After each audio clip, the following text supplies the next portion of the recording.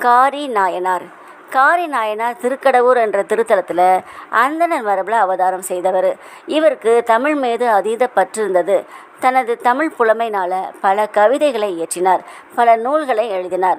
சிந்தையில் சிவன் இருக்க நாவில் சரஸ்வதி நடனமாடினார். அதனால தான் இவருடைய புலமை எட்டுத்திக்கும் பரவ ஆரம்பித்தது. இவர் சிவபெருமான் மீதும் அவர்தம் அடியார் மீதும் மிகுந்த பற்று கொண்டு அடியார்களுக்கு உபச்சாரம் செய்து வாழ்ந்து வந்தார். இவர் அரசர்கிட்ட சென்று கவி பாடி பல பரிசு பொருள்களையும் பொற்காசுகளையும் பெற்று வருவார். அப்படி கிடைக்கக்கூடிய பரிசு பொருள்களையும் பொற்காசுகளையும் கொண்டு ஆலயத்துக்கு திருப்பணி செய்வார்.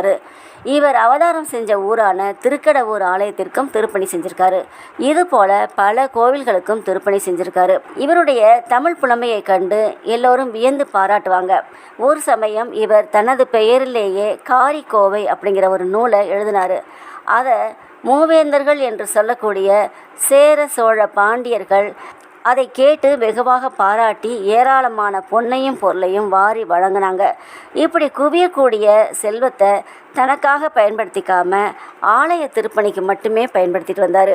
இவர் புதிதாக சில சிவ ஆலயங்களையும் கட்டி கும்பாபிஷேகம் செஞ்சுருக்காரு. தனது சிந்தையில் எப்போதுமே அமிர்தகடேஸ்வரரையும் அபிராமி அன்னையையும் பாமாலையாலும் பூமாலையாலும் எந்நேரமும் வணங்கி கொண்டே இருந்தார்.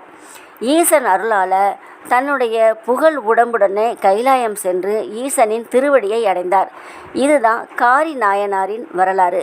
இவரை பற்றி சுந்தரமூர்த்தி நாயனார் சொல்லும்போது காரி அடியார்க்கும் அடியேன் அப்படின்னு சொல்லியிருக்காரு.